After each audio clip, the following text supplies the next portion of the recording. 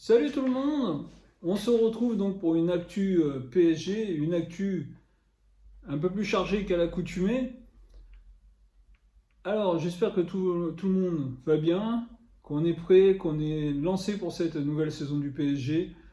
Donc avant de commencer, je vous rappelle, n'hésitez pas à vous abonner à cette chaîne pour suivre l'actualité du PSG, mais aussi suivre l'actualité footballistique en général. Des pronostics football aussi quand toutes les saisons, quand tous les championnats vont reprendre. Et un petit pouce bleu, un petit like, ça fait du bien, ça aide et ça fait du bien au moral surtout. Alors on va parler de l'actu du PSG sur cette vidéo. L'actu du PSG, on va revenir à une semaine en arrière, il y a une semaine, quand moi je me plaignais, quand j'ai fait une vidéo, PSG c'est quoi ce bazar? C'était le néant, on était sur le néant total. Christophe Galtier était encore l'entraîneur officiellement du PSG et on annonçait beaucoup de gens, ou des joueurs s'annonçaient eux-mêmes au PSG, mais il n'y avait pas d'arrivée officielle. Mercredi, conférence de presse convoquée dans le nouveau centre d'entraînement du PSG, donc le campus comme ils l'appellent actuellement, ils recherchent un énigme pour l'instant. Alors déjà, on va commencer avec le campus. Il faut vivre avec son temps, c'est clair, on est en 2023, on ne peut plus raisonner, penser 1970, 1980, 1990, début des années 2000 même. Moi, je me souviens du camp des loges. C'était un pan du PSG. J'ai eu l'occasion d'aller dans les années 90 voir le PSG à l'entraînement où les joueurs étaient encore accessibles, où on pouvait assister aux entraînements. Aujourd'hui, c'est quasiment impossible, je crois, hein. De toute façon, je n'ai pas cherché à y retourner. Le camp des loges, j'ai eu l'occasion par le travail d'y aller aussi quand il y avait les professionnels, justement. C'était l'époque Vaïté-Leozi, c'était le début des années 2000. Voilà, aujourd'hui le PSG passe dans une autre ère, un campus, vraiment quelque chose de très très grand, vraiment quelque chose pour essayer de progresser, pour apporter encore un plus aux joueurs, hein. Voilà, qu'ils en ont déjà pas mal. Mais bon, vraiment, il faut changer d'air, il ne faut pas avoir peur d'y passer. C'est vrai que ça perd son âme. C'est vrai que dans Paris Saint-Germain, ben, Saint-Germain il ne va plus en avoir, hein. Maintenant c'est Poissy. Mais je pense qu'il fallait faire cette étape-là. Donc voilà, ça s'est fait. Première conférence de presse donc, dans ces locaux-là et pour la présentation du nouvel entraîneur, le nouvel entraîneur qui n'est autre que Luis Enrique. Luis Enrique, j'ai fait un short sur Luis Enrique. Luis Enrique, moi je suis extrêmement satisfait de l'arrivée de Luis Enrique, hein. Il ne faut pas non plus être bête. C'est vrai que quand j'ai fait une vidéo il y a un mois à peu près, quand je parlais de quel entraîneur pour le PSG, ben, c'est vrai qu'à l'époque on parlait de qui? On parlait de Zinedine Zidane, on parlait de José Mourinho, on parlait de Thiago Motta. Mais Luis Enrique, moi, il n'était pas dans mes. J'y pensais même pas. Puisque pour moi, Luis Enrique, c'était Chelsea. Pour moi, c'était fait avec Chelsea, donc j'y pensais même pas, Luis Enrique. Aujourd'hui, Luis Enrique qui arrive, Luis Enrique, c'est une philosophie. Luis Enrique, c'est le Barcelone, le dernier gros Barcelone, hein. Il y a eu le Barcelone de Guardiola, il y a eu même Rijkaard avant Guardiola.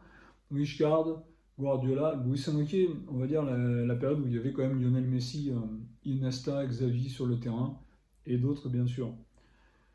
Luis Enrique, au PSG, on espère qu'il va apporter une philosophie de jeu. Alors, je ne vais pas dire que les entraîneurs passés ne l'ont pas fait. À l'époque, Ancelotti avait sa philosophie. Laurent Blanc avait apporté une vraie philosophie de jeu. Avec Laurent Blanc, on connaissait le jeu. Après, c'est vrai que ça a commencé à se dégrader avec Unai Emery et Thomas Tuchel, qui étaient deux très, très grands entraîneurs. Je ne vais surtout pas critiquer, mais c'est vrai qu'à ce moment-là, les recrutements étaient très très mal faits. On se souvient que Thomas Tuchel s'en est assez plaint, hein, il a été licencié pour ça d'ailleurs, le pauvre.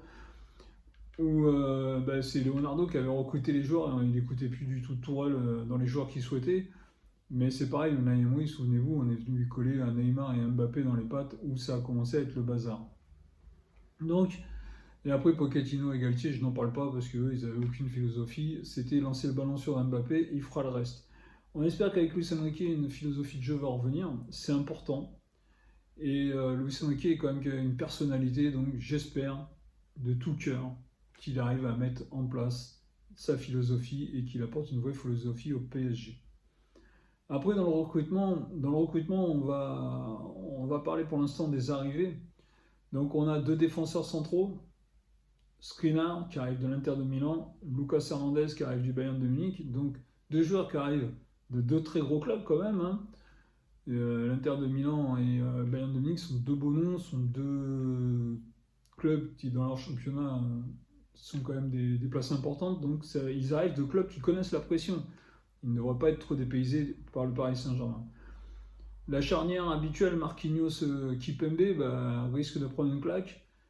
Mais ouais, Marquinhos s'est un peu perdu depuis 1 an et demi là maintenant. Kipembe, bon, l'an dernier a été quand même pas mal embêté par des blessures. Donc ça ne peut être qu'intéressant, ça ne peut qu'augmenter le niveau de tout le monde. 4 gros défenseurs. Franchement, là en défense, ça peut être intéressant dans la défense centrale. Et après, on a au milieu de terrain, on a Ugarte, Manuel Ugarte, l'Uruguayen. Moi, je me souviens de Cavani. Alors, on peut parler des mauvaises choses, hein. On a eu un joueur, c'était Bono, je ne me souviens plus, là, c'était un avant-centre uruguayen, et puis il y a eu Thiago Lugano qui est arrivé derrière, qui n'ont pas été des réussites. Mais après, dans les réussites au niveau de la combativité, je me souviens de Christian Rodriguez, alors pour les plus anciens, qui avait une mentalité de feu quand même sur le terrain, et surtout Cavani. Ce sont des joueurs avec des mentalités, les Uruguayens, qui se battent sur le terrain, ce sont des vrais chiens. Et Ugarte, à ce que j'en entends, j'ai jamais vu jouer, mais à ce que j'en entends, c'est dans le même style. Donc ça, vraiment, des guerriers comme ça ne peut être qu'intéressant. Après, on a Lee Kang-in, le Coréen qui vient de signer. Alors le Coréen, on sait qu'au PSG, le marketing est très très important, mais les Coréens, hein, et j'ai encore vu ce matin un article avec Son de Tottenham, avec Lim qui signe de Naples qui va au Bayern de Munich, ce sont des mentalités aussi. Les Coréens, ce sont des mentalités. On se souvient de la Coupe du Monde 2002 pour les plus anciens, en Corée et au Japon. Ils couraient partout, les Coréens. Les Coréens, ils ont une mentalité, je crois que ce sont des joueurs très très droits qui ne font pas d'histoire. Et ça, aujourd'hui, dans le monde du football, c'est extraordinaire, des joueurs comme ça. Donc, je lui souhaite vraiment la bienvenue, même s'il est tout jeune, même s'il n'est pas trop connu, en espérant qu'il explose au PSG et qu'il nous apporte vraiment quelque chose d'intéressant. Et après, la dernière recrue annoncée cette semaine, Asensio. Asensio qui vient du Real de Madrid. Alors, généralement, les joueurs qui arrivent du Real de Madrid, qui viennent au PSG, c'est pas des réussites. C'est pas des réussites. Et on va surtout garder le cas en mémoire de Gézé. Gézé, ça n'a pas été une réussite totale. Après, Navas, ça a été une grosse réussite, lui, Navas, mais bon, c'était un contexte particulier à l'époque au Real avec Thibaut Courtois. Et Ramos, souvenez-vous, la première saison, ça n'a pas été une réussite, Ramos. Après, la deuxième saison, il a apporté, mais au départ, ça n'a pas été une réussite. Donc Asensio, j'espère, il était annoncé quand il a commencé comme un méga joueur, donc j'espère pour Asensio que ça va le faire, que devant, il va apporter ce qu'il peut apporter. Ça va être important. Après, dans les recrues potentielles qu'on nous parle encore, on a Bernardo Silva.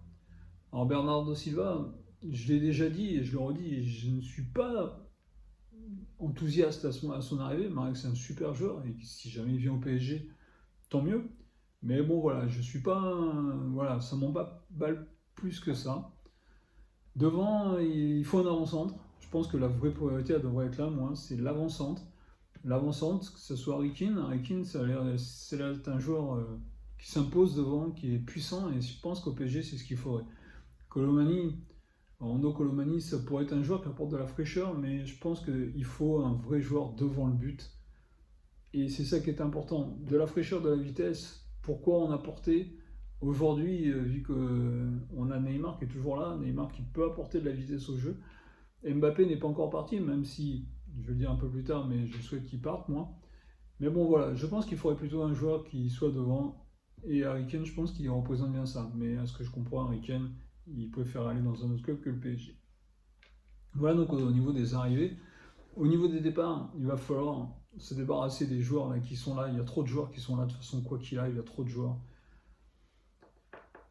On nous dit qu'Icardi risque de rester au Galatasaray.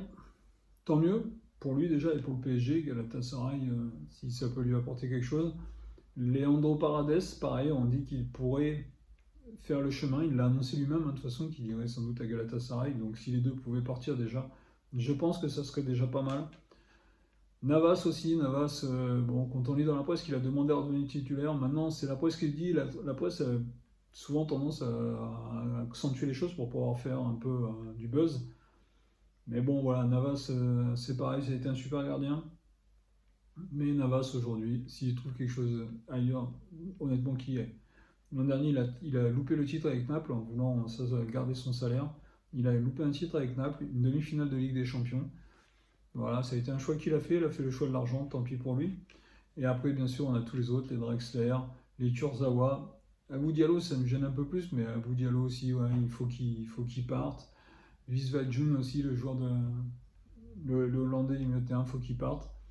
Voilà, il y a plein de départs qu'il faut accompagner à un moment donné, recruter c'est bien, mais il faut faire partir des joueurs. La masse salariale du PSG est trop importante.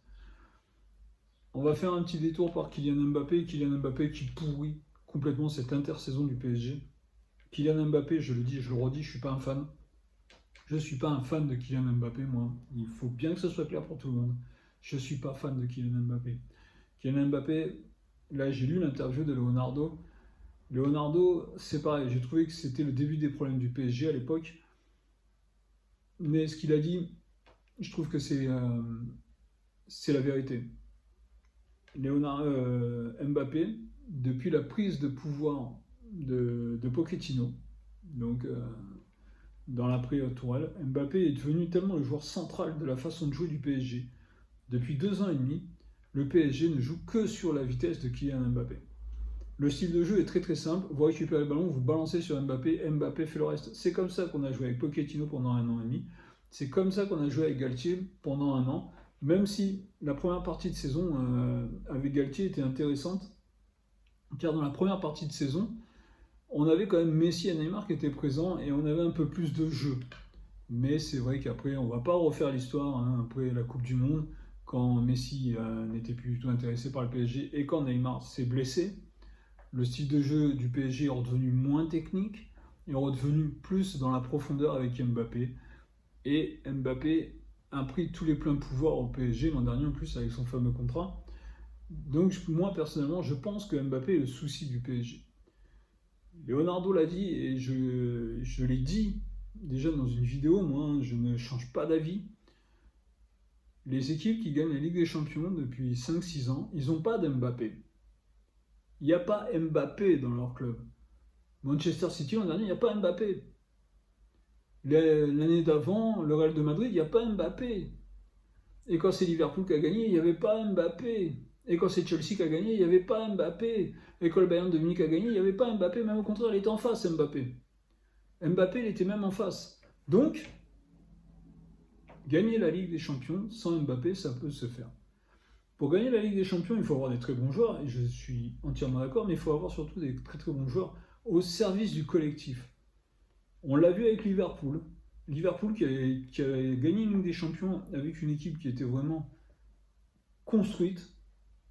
On l'a vu aussi avec Chelsea, mais on l'a vu aussi avec le Real de Madrid. Le Real de Madrid qui avait pourtant des très bons joueurs, mais dès qu'il fallait jouer, le Real de Madrid, c'était du collectif. On l'a vu cette année avec City, mais on sait qu'avec Guardiola, c'est comme ça que ça se passe.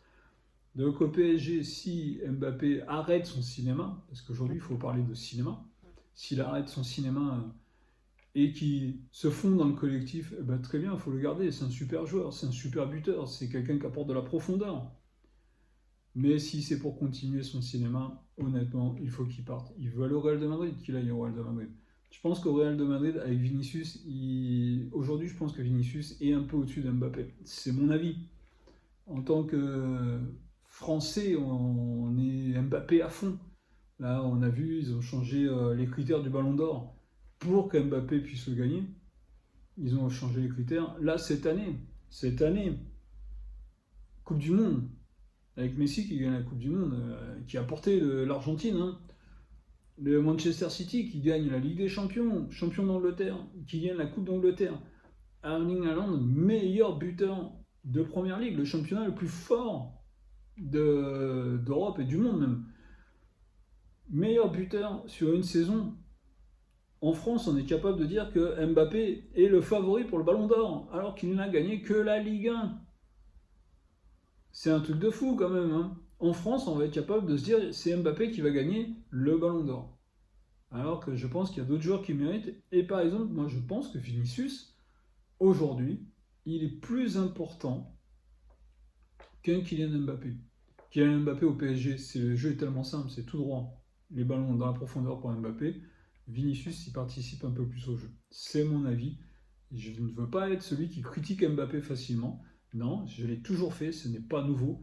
J'ai toujours estimé qu'Mbappé, dans son jeu, c'est un jeu très très stéréotypé et que j'aime pas cette mentalité, mais c'est la mentalité d'aujourd'hui. Hein. Je ne vais pas aller contre la mentalité d'aujourd'hui.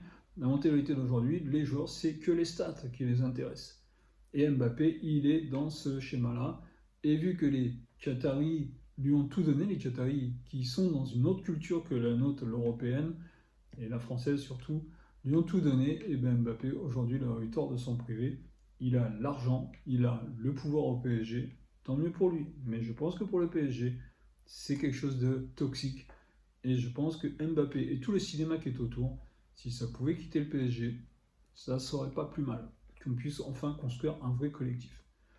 Donc voilà, c'était mon actu du PSG. J'espère que ça vous a intéressé. Alors surtout, n'oubliez pas, laissez vos commentaires, donnez votre avis, que vous soyez d'accord avec moi ou pas. Généralement, quand je parle d'Mbappé, je prends beaucoup de retours négatifs et méchants dans la tête, mais n'hésitez pas, moi je vous ai donné mon avis, donnez le vôtre. Donnez votre avis d'ailleurs sur tout ce qui touche le PSG, hein, et tout ce qui ne touche pas. Moi, je suis parisien, mais je suis ouvert à tout le monde. Même les Marseillais peuvent venir me parler. Quand j'entends les insultes qu'on prend dans la tête, nous les Parisiens, ils peuvent venir me parler. Moi, il n'y a aucun souci. Moi, je suis là pour parler foot. Je ne suis pas là pour faire des guerres Paris, Marseille ou tout autre. Non, je suis là pour parler foot. Donc voilà, je vous dis bonne journée à tous. Bonne chance à tous. Je vous dis salut et à la prochaine.